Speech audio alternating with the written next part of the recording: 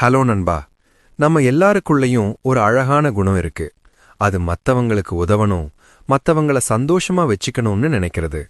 ஆனா சில நேரங்கள்ல மத்தவங்க முகத்துல ஒரு சிரிப்பை பார்க்கணுங்கிறதுக்காக நாம நம்ம மனசுக்குள்ள அழுதுகிட்டு இருப்போம். அவங்களுக்கு இல்லைன்னு சொன்னா அவங்க வருத்தப்படுவாங்களோ, நம்மள தப்பா நினைச்சுப்பாங்களோன்னு பயந்துகிட்டு நாம நம்ம சந்தோஷத்தை விட்டு கொடுப்போம். இதத்தான் பீப்புள் ப்ளீசிங்னு சொல்றோம். ஆனா உண்மை என்ன தெரியுமா நண்பா? நீங்க எல்லாருக்கும் பிடிச்சவங்களா இருக்கணும்னு அவசியமே இல்ல. ஆனா உங்களுக்கு உங்கள பிடிக்கிறது ரொம்ப அவசியம். நாம ஏன் எல்லாருக்கும் ஆமா சொல்றோம்?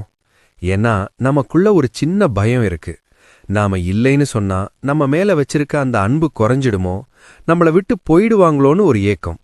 நாம சின்ன வயசுல இருந்தே மத்தவங்களுக்கு பிடிச்ச மாதிரி நடக்கிறது தான் நல்ல பையன்னு வளர்க்கப்பட்டிருக்கோம். ஆனா யோசிச்சு பாருங்க, ஒரு மெழுகுவத்தி மத்தவங்களுக்கு வெளிச்சம் கொடுக்க தன்னை உருக்கிக்கலாம். ஆனா அந்த மெழுகுவத்தி முழுசா கழஞ்சு போனதுக்கு அப்புறம் அதால யாருக்கும் வெளிச்சம் கொடுக்க முடியாது. அதே போலத்தான் உங்க மனசும்.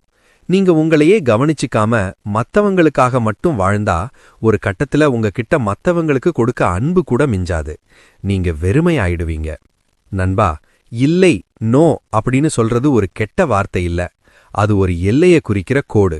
உங்க நேரம், உங்க மன நிம்மதி, உங்க உழைப்பு, இது எல்லாத்துக்கும் ஒரு மதிப்பு இருக்கு. உங்கள உண்மையா நேசிக்கிற ஒருத்தர் நீங்க இன்னைக்கு என்னால இது முடியாதுன்னு சொல்லும்போது அத சரியா புரிஞ்சுப்பாங்க. நீங்க யாருக்காக உங்கள வருத்திக்கிட்டு சரின்னு சொல்றீங்களோ, அவங்க ஒருவேளை உங்க நிலைமைய புரிஞ்சுக்கலனா அந்த அன்புல ஏதோ ஒரு சுயநலம் இருக்குன்னு தான் அர்த்தம். மத்தவங்கள சந்தோஷப்படுத்துறது நல்ல விஷயம்தான். ஆனா அத உங்க சந்தோஷத்தை செதைச்சுக்கிட்டு பண்ணாதீங்க. உங்களுக்கு பிடிக்காத ஒரு விஷயத்த அன்பா நாகரிகமா மறுக்கிறதுல ஒரு அழகு இருக்கு நண்பா. இன்னைக்கிலிருந்து ஒரு சின்ன மாற்றம் பண்ணி பாப்போம். யாராவது ஏதாவது கேட்கும்போது யோசிக்காம சரின்னு சொல்லாம, இருங்க நான் யோசிச்சுட்டு சொல்றேன்னு ஒரு 5 நிமிஷம் டைம் எடுங்க.